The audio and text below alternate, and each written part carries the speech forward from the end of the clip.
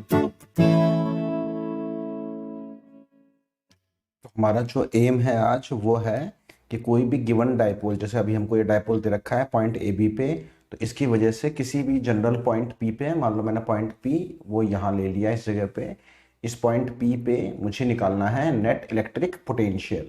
तो electric potential निकालने के लिए मुझे क्या दिया हुआ है, डायपोल का जो सेंटर है उस सेंटर से मुझे लेंथ दी हुई है उस पॉइंट की, इस लेंथ की वैल्यू है आर।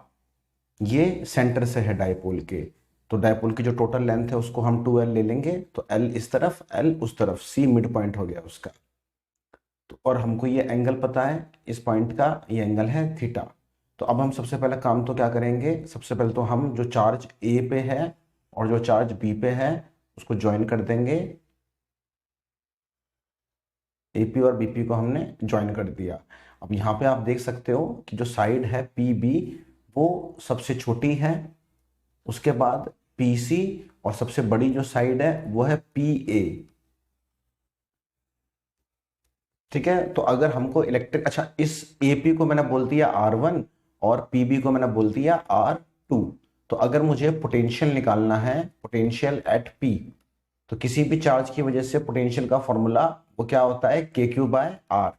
नॉर्मली पोटेंशियल का फॉर्मूला किसी भी चार्ज Q से किसी भी R दूरी पे वो होता है KQ/R। तो यहाँ पे अब हम क्या करेंगे, हमको जब नेट पोटेंशियल निकालना है P पॉइंट पे, तो A वाले चार्ज की वजह से पोटेंशियल क्या होगा, KQ/R1, और B वाले पॉइंट की वजह से पोटेंशियल क्या होगा, K-Q/R2। पोटेंशियल स्केलर होता है पर प्लस माइनस पोटेंशियल में होता है, चलता है।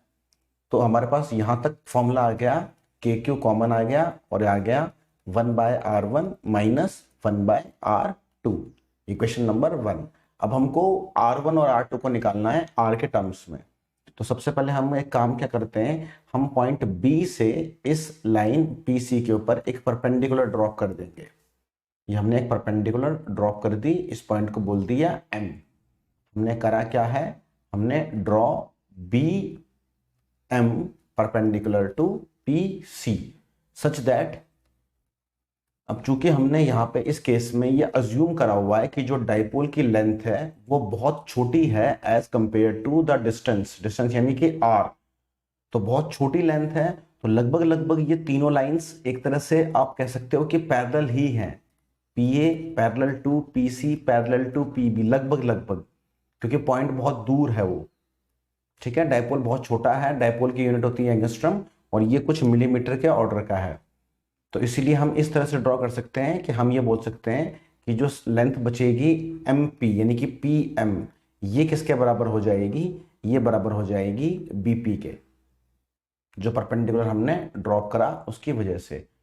तो अगर हमको यहाँ पे ये तो पता है, हमको अब अगर निकालना है BP, तो वो किसके बराबर है, PM के बराबर है, और PM खुद किसके बराबर है, PC माइनस MC के बराबर। तो पहले तो हमको ये लेंथ निकालनी होगी MC, ये वाली लेंथ MC। तो इसको कैसे निकालेंगे, तो इसको निकालने के लिए आप यहाँ पे राइट एंगल ट्राइंगल यूज कर सकते हो। ट्राइंगल की वैल्यू, ट्राइंगल हम कौन सा यूज करेंगे यहाँ पे,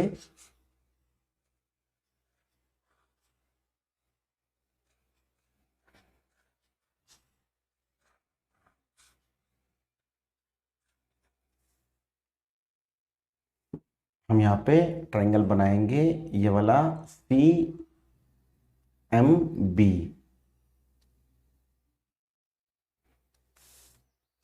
ठीक है, ट्राइंगल हमने बनाया CMB, इसमें ये एंगल है थीटा, ये लेंथ है L।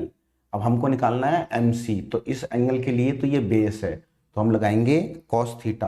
कॉस थीटा आएगा बेस यानी कि MC अपॉन हाइपोटेन्यूज यानी कि L। तो MC की वैल्यू कितनी हो गई, L कॉस थीटा। तो हमको यहां से BP यानी कि R2 उसकी वैल्यू मिल गई। PC तो क्या है R, और माइनस MC वो कितना आ गया, L cos थीटा। ये क्वेश्चन नंबर 2। अब जिस तरह से हमने यहाँ पे परपेंडिकुलर ड्रॉ करी थी, सेम उस तरीके से हम एक परपेंडिकुलर अब और ड्रॉप कर सकते हैं। हम क्या करेंगे, हम पहले तो ये जो लाइन है पीसी, इसको थोड़ा सा एक्सटेंड करेंगे और फिर जो पॉइंट ए है यहां से एक परपेंडिकुलर डालेंगे इसके ऊपर, इस तरह से। इस पॉइंट को बोल दो क्यू। तो अब आपने क्या करा है, आपने ए क्यू, थोड़ा सा डायग्राम गलत सा बन गया बट ठीक है, समझ जाओ। तो आपने क्या करा है, ए क्यू को परपेंडिकुलर ड्रॉ करा है किसके ऊपर, पी सी के ऊपर। तो इसको परपेंडिकुलर ड्रॉ करने से क्या फायदा हो गया, आप बोल सकते हो कि जो ये डिस्टेंस है ए पी, ये लगभग किसके बराबर हो गया, पी क्यू के बराबर, ऑलमोस्ट। और पी क्यू के बराबर हो गया तो पी क्यू हम निकाल सकते हैं।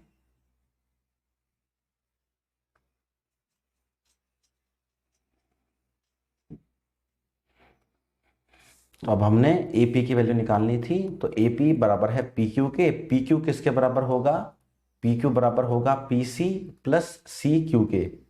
और पी सी की वैल्यू कितनी है, आर, और हमको सी क्यू निकालना है। तो सी क्यू को निकालने के लिए हम फिर से ट्राइंगल ड्रॉ करेंगे। तो हम ट्राइंगल ड्रॉ करेंगे ए सी क्यू।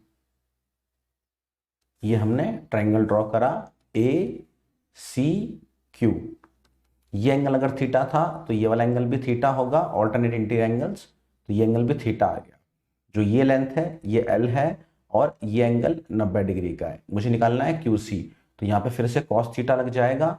कॉस थीटा हो जाएगा बेस यानी कि क्यू सी अपॉन हाइपोटेन्यूज यानी कि एल। तो क्यू सी की वैल्यू क्या आ गई, एल कॉस थीटा।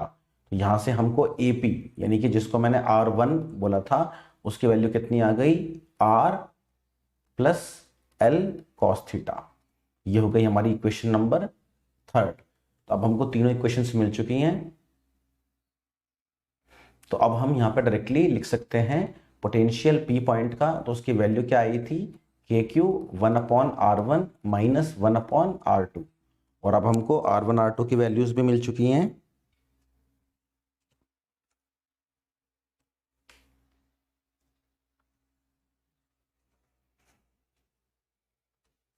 तो अब हम यहाँ पे वैल्यू रख देंगे r1 और r2 की।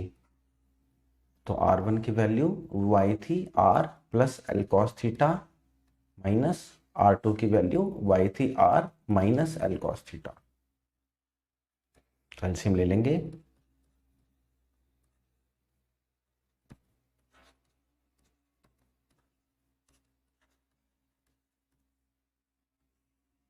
नीचे फॉर्मूला लग जाएगा ए स्क्वेयर माइनस बी स्क्वेयर का। तो आर से आर कट गया, ये क्या बचेगा, के क्यू यहाँ पे आ गया minus 12 cos theta upon R square minus L square cos square theta. अब हम जानते हैं कि Q यानी कि चार्ज और इनटू में डिस्टेंस यानी कि 12। तो ये Q इंटू 12 क्या होता है, डाइपोल मोमेंट। तो इसको हम क्या रख देंगे, P के बराबर। तो माइनस का sign K P cos theta upon R square minus L square cos square theta. तो अभी आप बोल सकते हो कि ये हमारा आंसर आ गया फाइनल। आप बोल सकते हो कि ये आंसर माइनस क्यों आया, नेगेटिव क्यों आया। तो इसके लिए आपको ये देखना पड़ेगा कि देखो जो हमारा पॉइंट P है वो किसके नजदीक है, वो नेगेटिव चार्ज के नजदीक है, इसीलिए उसका पोटेंशियल नेगेटिव आया है। अगर आपने इस पॉइंट P को यहां बनाया होता, इस तरफ बनाया होता, तो आपका आंसर पॉजिटिव आता पोटेंशियल का। नेगेटिव के पास में, इसीलिए यहाँ पे माइनस का साइन भी आया है। तो कोई दिक्कत नहीं है उससे, आपने जिस तरह से करा है जैसे चाहो वैसे कर सकते हो, उससे कोई फर्क नहीं पड़ता। अब हम इसको चेक कर लेते हैं। चेक करने के लिए हम इसके स्पेशल केस ले लेते हैं। पहला केस ले लेते हैं एक्सियल वाला। तो अगर एक्सियल पे पोटेंशियल निकालना हो तो जैसे ये Q ये माइनस Q, मतलब आपको यहाँ पे कोई भी पॉइंट P था, यहाँ पे पोटेंशियल निकालना होता। तो अब की बार इस केस में आपका एंगल थीटा क्या हो गया, 0। ठीक है ना, पॉइंट P पहले यहाँ था, एंगल थीटा था। अब आपने पॉइंट P को बिल्कुल लिटा दिया, यहाँ लिया है, तो एंगल क्या हो गया, 0। तो अब आप एंगल को 0 रख दो इसमें, तो आपका आंसर क्या आएगा, minus K P cos 0 upon R square minus L square cos square 0। Cos 0 1 होता है, तो minus K P upon R square minus L square. तो ये फॉर्मूला बन गया हमारे पास में एक्सियल का। अगर आप डायरेक्टली निकालोगे तो भी फॉर्मूला यही आएगा। डायरेक्टली निकालने की ट्राई कर सकते हो। इस लेंथ को एल ले लो, इस लेंथ को एल ले लो, और ये जो डिस्टेंस है इसको आर ले लो सेंटर से। ठीक है, तो डायरेक्टली निकालोगे तो भी फॉर्मूला यही आएगा। डायरेक्टली निकालोगे तो कैसे निकालोगे?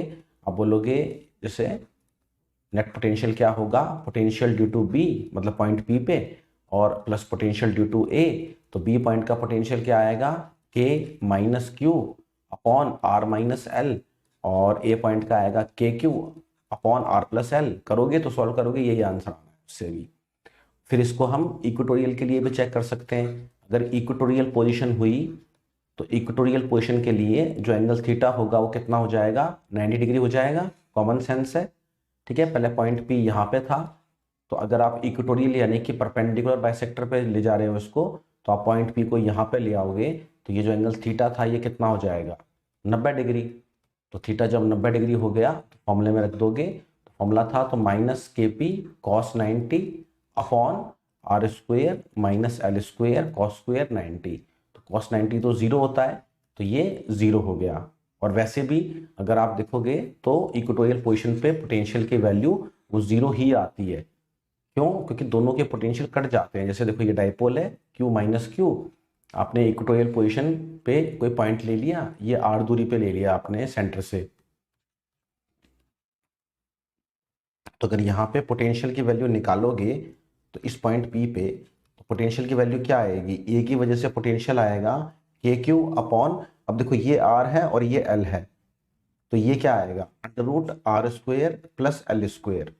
और सेम ऐसे ही ये डिस्टेंस भी वही आएगा under root R square plus L square. इसको ए बोल दो। तो पोटेंशियल पी पॉइंट पे क्या आएगा, ए वाले की वजह से तो के क्यू बाय ए, और दूसरे वाले की वजह से क्या आएगा के माइनस क्यू बाय ए। तो अपने आप क्या आ गया, जीरो। तो ये फॉर्मूला जस्टिफाइड हो गया। तो आपका फॉर्मूला अगर आप लिखना चाहो तो आप प्लस माइनस की बात अलग है, अदरवाइज फॉर्मूला जो फाइनल फॉर्मूला आया था वो ये आया था।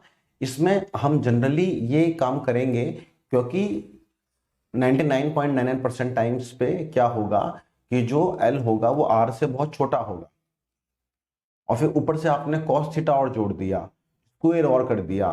तो अगर एल बहुत छोटा है आर से तो एल का स्क्वायर तो आर के स्क्वायर से और छोटा होना था। फिर आपने इसको मल्टीप्लाई भी कर दिया किससे, कॉस स्क्वायर थीटा से। तो अब तो ये और ज्यादा छोटा हो गया क्योंकि कॉस थीटा खुद एक आर से मतलब 1 से छोटा नंबर है, उसका भी स्क्वायर। तो इसीलिए नॉर्मली जब हम फॉर्मूला लिखते हैं तो हम डिनोमिनेटर को इग्नोर कर देते हैं और यहाँ पे सिर्फ इसको ऐसे ही लिख देते हैं। मतलब हम क्या कर रहे हैं, हमने R square minus L square cos square theta को सिर्फ क्या लिख दिया, आर स्क्वेयर। तो जनरल फॉर्मूला ये बन सकता है। तो ध्यान से देखोगे तो इस केस में पोटेंशियल प्रोपोर्शनल आ रहा है 1/r स्क्वेयर के। तो ये होता है potential at any point due to a electric dipole.